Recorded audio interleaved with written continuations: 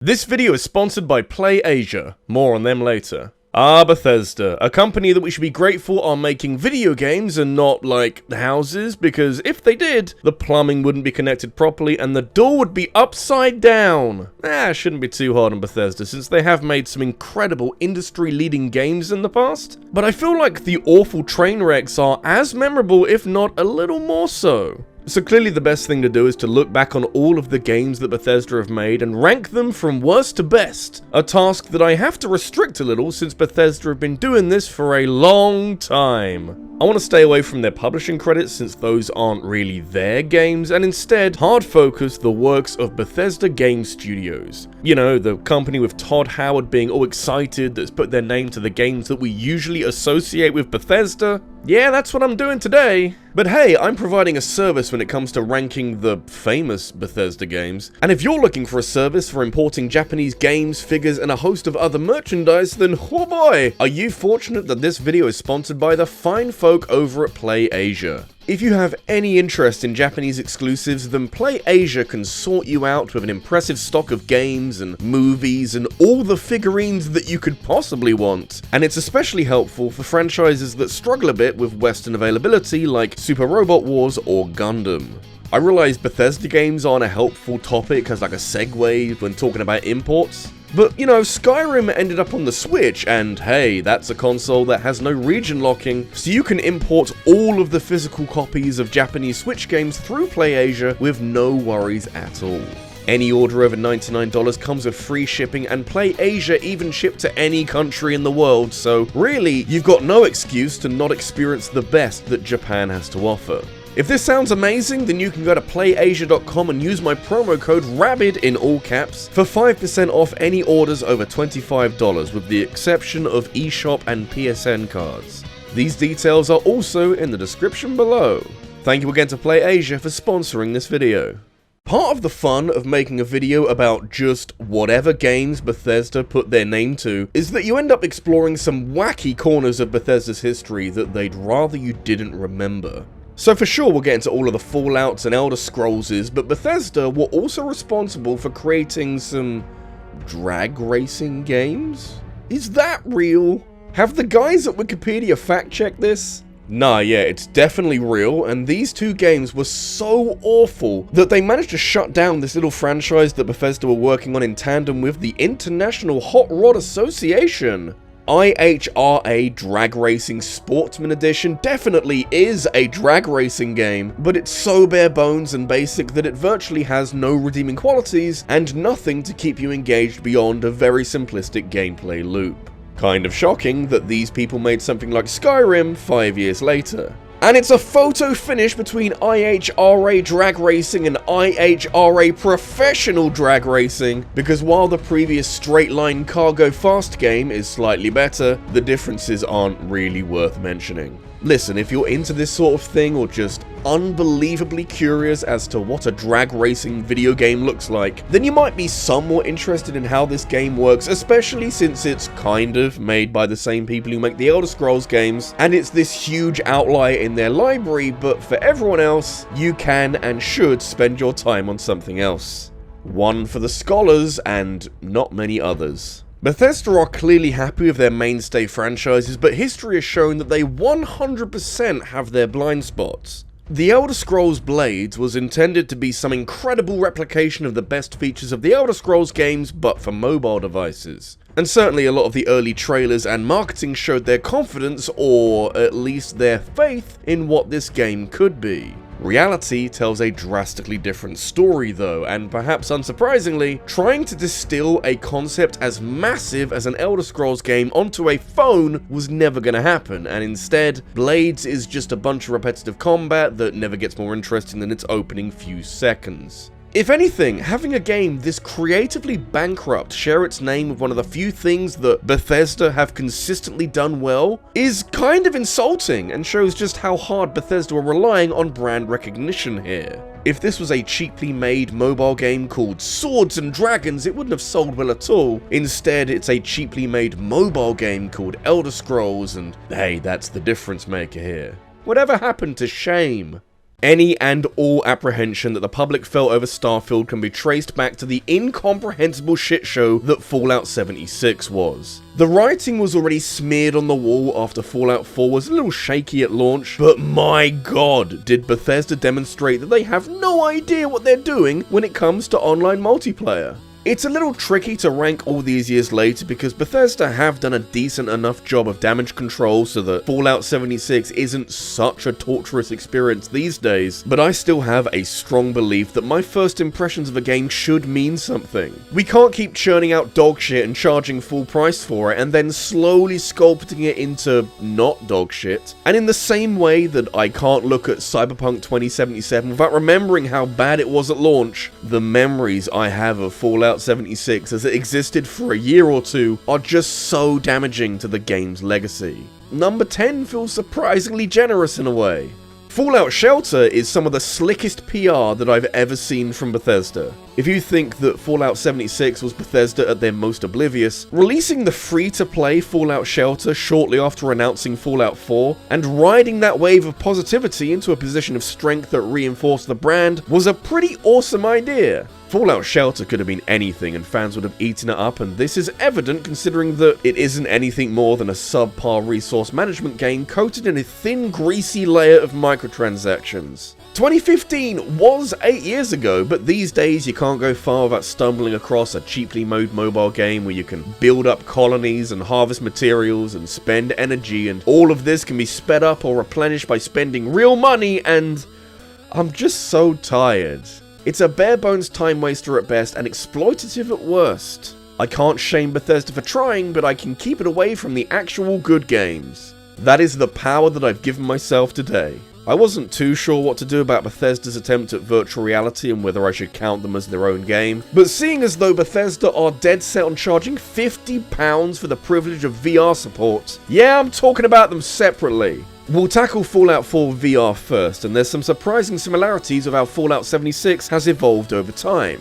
When one of the top search results is asking, is Fallout VR any good yet? I feel like that sums up the general mood around a version of a decent game that is fine for immersion, but so antiquated in how the base game of Fallout 4 was ported into VR that any sustained play sessions are genuinely a struggle.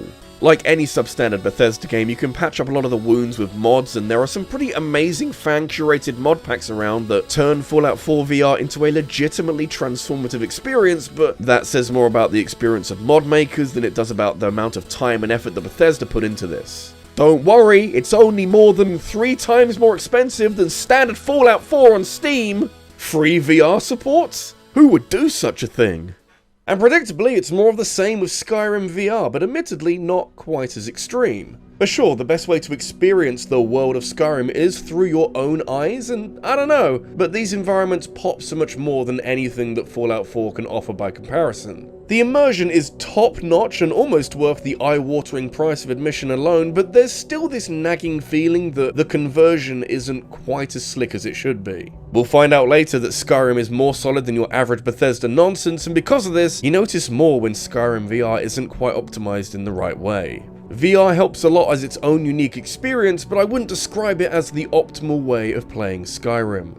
Still though, load it up with a buttload of mods, clear your schedule for the day, and lose yourself in one of the best worlds that Bethesda have ever created. But more on that later. I, and maybe one day even time itself, will remember Fallout 4 as the Fallout game that tried everything in its power to not be a Fallout game. That may sound like a stupid idea, and it certainly wasn't a smart idea, but Fallout 4 was created with a single vision to be more focused on shooting RPGs than being an RPG. The good news is that the moment-to-moment gameplay is a big step up from the last game, and there's nothing wrong with being able to customize your weapons whenever it doesn't result in game-breaking glitches, but the problems arise from how all of this meshes with the world around you. It's simply not as engaging as other Fallout titles, with a distinct lack of nuance behind a lot of your actions in the story, but the main infamous letdown is the new dialogue system that is so vague and unhelpful that you're spinning a wheel whenever you choose one of these options. Reducing the dialogue down to undefined hints at what you might say is such an unnecessary change, and becomes more and more distracting the more you play of Fallout 4. Yes, I will rely on those mods. Bethesda fans know what's up. Given the size and scope of your average Bethesda game, it does take a little while to fully comprehend how to feel about all of this game right here, and I don't think there's a placement on this video that wouldn't be a controversial place to put Starfield. That's not because it's an inherently controversial game, far from it in fact, unless pronouns scare you for some reason. Fucking pronouns! Starfield earns a lot of comparisons of No Man's Sky due to how open the space exploration is in both games, and you'd have to say that Starfield has stuck the landing on launch in a way that No Man's Sky only ever dreamed of, and given what also happened with Fallout 76 at launch, I imagine the Bethesda offices were just an orgy of high fives. They shouldn't celebrate too hard though, because there's a lot of similarities between Fallout 4 and Starfield, with how the latter would much rather spend its time as an FPS game instead of something with rich, engaging quest lines, but I do enjoy the exploration side of things a lot more here, and I am able to lose myself in the moments that aren't rudely interrupted by all the loading screens. I don't know, it's a good game and I had a lot of fun with it, but I think it needs a sequel that rounds off the rough edges and really digs down into making this more of an RPG. Maybe one day Bethesda will make one of those again! Bethesda Game Studios was established in 2001 to handle all of their games development work, leaving Bethesda Softworks to handle all of their publishing. With this newfound level of freedom and control, Bethesda quickly set about bringing this kind of vibe to the first game they develop under their new label, and so The Elder Scrolls III Morrowind came to be. We're 21 years removed from this now, so maybe modern players aren't quite as familiar with Morrowind as they should be, but every good thing about modern Bethesda games can be found in some kind of state in Morrowind. Supposedly, every time someone mentions Morrowind, a person reinstalls it, and if that's what's happening today, then I'm doing the Lord's work. Morrowind is maybe not as well suited for exploration or combat as other games we've talked about today, but this game goes so hard with the lore and story that it manages to carve out a niche that is still extremely valuable to this day. Obviously, it can't keep up graphically with the modern games, but the atmosphere in Morrowind is unrivaled across Elder Scrolls games, and is able to complement the world building in such a satisfying way.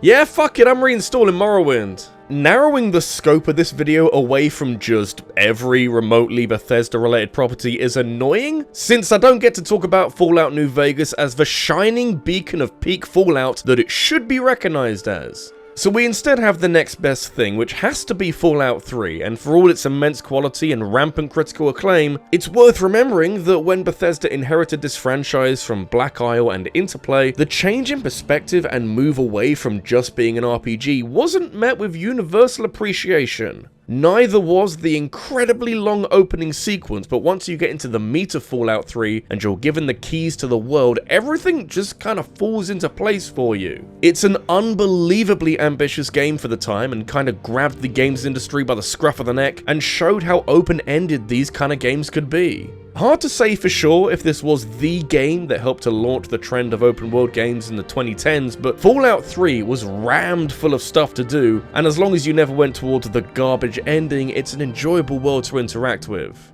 It's no New Vegas, but it's not a bad alternative. I've been critical of Bethesda and their practices throughout this video, but you need to realize that this video comes from such a place of love that I have bought Skyrim about 7 or 8 times now. Listen, this is a game with immense replay value, and playing through it more than once isn't anything strange, but I think I just find some comfort in being able to play through one of the best things that Bethesda have ever been responsible for on basically every console I own. Todd Howard sure knows what he's doing, that's for sure. How many more people are there like me? There's gotta be a few. Despite being 12 years old, Skyrim is the latest Elder Scrolls game until Bethesda get around to releasing the 6th one, and it does somewhat feel like the culmination of the ideas and themes explored in previous Elder Scrolls games. The big bombastic selling point of Skyrim is all the dragons that you can kill and talk to and imitate the abilities of, and sometimes even ride, and while Skyrim would have been just fine without them, it's the sort of big challenge that frames a lot of the climactic moments throughout the story. It's a very cozy game for me, and I find myself getting lost in the huge locales of Skyrim, and I end up leaning into the best parts of the DLC, like the vampires of Dawnguard and— oh fuck! There's houses too! Holy shit, there's so much game here. I need you to realize that in my own personal history, I played Skyrim before Oblivion, and so by the time I got around to the latter, my experience and love of Skyrim made it so that that bar was set pretty damn high for Oblivion. This is exactly why it's the best Bethesda game for me, because not only did Oblivion surprise me for being capable of going toe-to-toe with one of the best games of a generation, but in some places Oblivion is even more impressive. What I keep coming back to with this one is its accessibility. Yeah, sure, all the other qualities are here in abundance, and Oblivion is rocking those sweet, fully voiced character interactions, but while it may have been daunting to play such a titanic game, Oblivion is so easy to get into and understand, which for an RPG made in the mid-2000s is nothing short of a minor miracle. Like, this game lives and dies on whether you can buy into its world and game mechanics, and Oblivion sticks for landing with a flourish, capturing all the joys of discovering a new, varied world for the first time and exploring every tiny nook and cranny in search for those weird and wacky personalities that you know are out there somewhere. It is shockingly good from back to front, and if Bethesda don't at least glance in Oblivion's direction for inspiration when it comes to Elder Scrolls 6, there truly is no saving them. It's a slam dunk if you want it. And those are all the Bethesda games. Do you agree with me? Would you put something else at number 1? Let me know in a comment down below. And if you enjoyed this video, make sure you leave a like and hit subscribe for more, and hit that bell for notifications of every new upload. If you need something else to watch right now, the last thing I made was about fake boss fights. And I also want to thank my top supporters on Patreon, including the Green Scorpion, Sarah Malion, and Scott Riker. Thank you for watching, and I'll see you in the next one. Take care.